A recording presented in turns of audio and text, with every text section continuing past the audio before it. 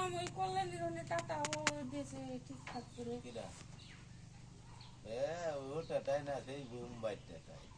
ওরা যে কোন কলকাতায় গেছিল, কলকাতায় গেছিল, ওরা গেছে ওর ঘরের মধ্যে ডাক্তার হয়েছে, দেখো যে কত সুন্দর ডাক্তার।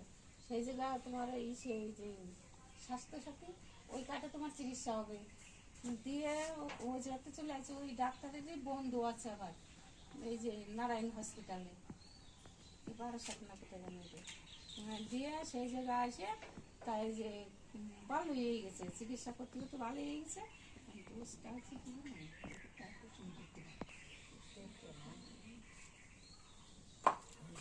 যায় না, ওদের বাড়ির কেউ জানে না, কেউ জানে না।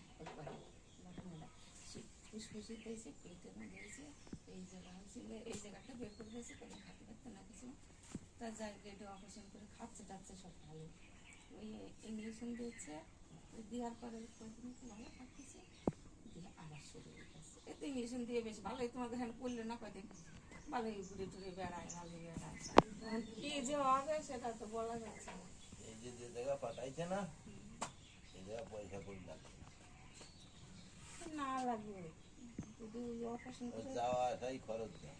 অপারেশন করে যদি বের করে দিতে পারতো তাহলে মনে হয় সে সেটা তারা দেখবে না, অপারেশন করতে হবে না ওষুধের দ্বারা পারবে তারা বুঝবে। কেমন দেশে কেমন দিয়ে দিয়ে কমাইছে সবাইকে, সাড়ে যার ভাগ্য আছে চাল ডাল আছে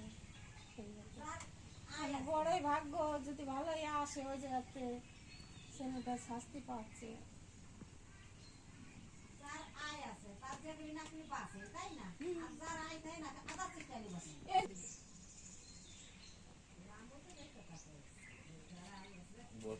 মানে সব হচ্ছে কপাল। আর আমার তো অত চিকিৎসা না, আমার মনে হয় 2-3টি কেমন ছিল, কেমন নেওয়ার কথা ছিল, তারপরে আর টাকায় পাঠিয়েছিলাম না। তারপরে লোন নিয়েছিলাম, লোন নিয়ে এসে পরে লোকজন সেরকম ডাকি করে ওই ভূমিকে একটু দৌড়ই দাঁড়াই একটু ই করেছে, তাই এই যে দাঁড় করে দিয়ে গেছে।